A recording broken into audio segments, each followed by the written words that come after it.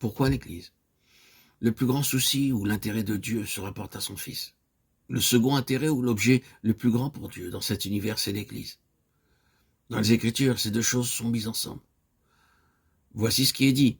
Il l'a donné pour être chef sur toute chose à l'Église, qui est son corps, la plénitude de celui qui remplit tout en tous. Éphésiens 1, 22-23. L'Église est la plénitude de Christ. Si l'Église a besoin de Christ, Christ a besoin de l'Église. Qu'est-ce que l'Église? Nous allons répondre à la question « Qu'est-ce que l'Église ?» et de façon concise. Premièrement, l'Église est un corps particulier de personnes choisies en Christ avant que le monde fût créé. C'est ce qui est établi de façon précise dans Éphésiens 1,4. Il y est spécifié que l'Église, ce corps particulier de personnes, a été élu en lui, tout aussi précisément que Christ a été élu.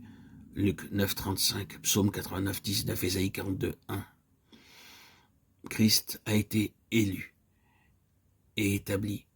Ainsi l'a été l'Église. Hébreux 1, 2, 3, 2. Et deuxièmement, l'Église est un corps de gens appelés hors des nations pour être maintenant un peuple céleste. Non pas plus tard, dans les âges à venir, mais maintenant. Ceci est clairement contenu dans Actes 15, 14. Simon a raconté comme Dieu a premièrement visité les nations pour en tirer un peuple pour son nom. C'est à cela que notre Seigneur fait allusion lorsqu'il a dit « Je bâtirai mon assemblée ». Matthieu 16, 18. Et enfin, troisièmement, l'Église est un corps de gens qui, bien qu'appelés individuellement, ne sont pas simplement un nombre d'individus. Ils n'ont jamais été élus individuellement. Ils n'ont jamais été choisis séparément, mais comme un tout. C'est très important de s'en souvenir. Et comme l'œuvre du Saint-Esprit est toujours de rendre réel ce qui a été éternellement déterminé et établi par Dieu de même, c'est son œuvre, non pas comme une idée qui vient après coup, mais selon son dessein, de rendre réelle et opérante cette unité éternelle en Christ et avec Christ. C'est là le propos de Dieu. Et c'est ici et ainsi que la magnificence de la conception divine est annoncée. Je voudrais vous citer un passage tiré d'un livre publié il y a plusieurs années, qui présente la chose bien mieux que je ne pourrais le faire. Il est essentiel, afin de considérer justement ce sujet de l'Église, que la magnificence du concept du Nouveau Testament quant à l'Église soit appréhendée.